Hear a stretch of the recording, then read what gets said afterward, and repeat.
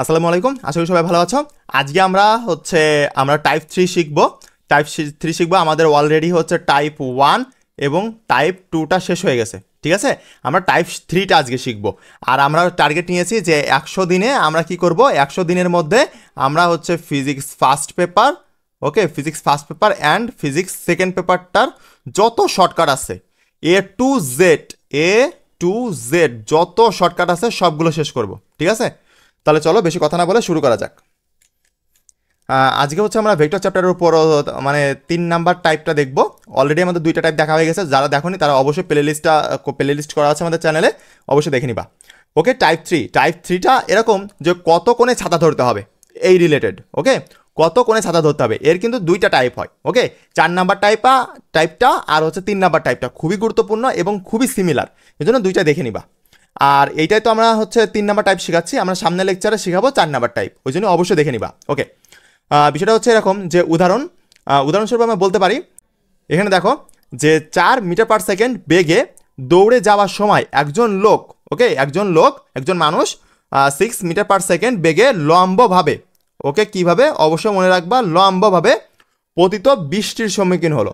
মানে একজন ব্যক্তি তোমার দৌড়ায় যাচ্ছিল, যাইতে দেখলো যে বৃষ্টি আসতেছে, উপর থেকে বৃষ্টি পড়তেছে, তার গায়ে পড়তেছে কিভাবে, অবশ্যই লম্বভাবে। এইটা খেয়াল রাখবা যে কিভাবে পড়তেছে, ঠিক আছে, অবশ্যই খেয়াল রাখবা, অবশ্যই লম্বভাবে পতিত বৃষ্টির সম্মুখীন হলো। ভালো কথা।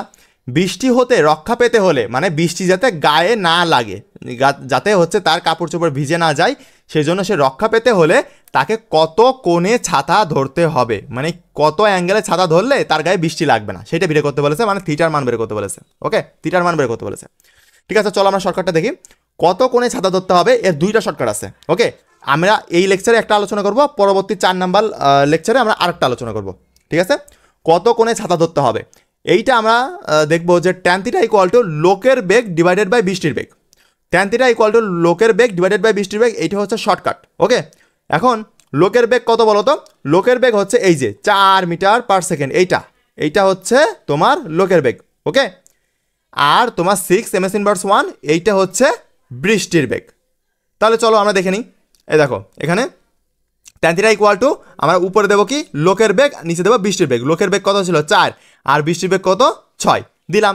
এবার থিটা, তাহলে এই পাশে tan আছে, আর এই পাশে যদি ডান পাশে নিয়ে চলে যায় তাহলে ইনভার্স হয়ে যায়, ইনভার্স করলাম, তাহলে θ = tan ইনভার্স 4/6। এখন তুমি ক্যালকুলেটারে হিসাব করো, দেখবা যে 3.3 ডিগ্রি এরকম একটা মান আসতেছে, আর এইটাই অ্যান্সার। ওকে, এখানে একটা বিষয় খুবই সতর্কতার সাথে দেখতে হবে, তা এই শর্টকাটটা কিন্তু, যেহেতু আমি বলতেছি যে এই টপিকে 2টা শর্টকাট আছে, ওকে, 2টাই ছোটস্থ রাখবা এবং কোন ক্ষেত্রে কোনটা ব্যবহার করবা আমি ওটা শিখে দিচ্ছি। যখন উলম্বের সাথে থিটা হবে, উলম্বের সাথে, দেখো এখানে বলছিল যে লম্বভাবে বৃষ্টি পতিত হচ্ছে, মানে বৃষ্টির দিকটা কোন দিকটা আসতেছে এইটা দেখবা, যে বৃষ্টি কি লম্বভাবে আসতেছে নাকি আনুভূমিক আসতেছে। ওকে, এখন উলম্বের সাথে থিটা, আমি থিটা কোন দিকে ধরেছি, থিটা অবশ্যই উলম্বের সাথে ধরেছে, এই যে লম্বভাবে। উলম্বের সাথে হলে শর্টকাটটা হবে এই যে লোকের বেগ ডিভাইডেড বাই বৃষ্টির বেগ, ঠিক আছে, এইটা।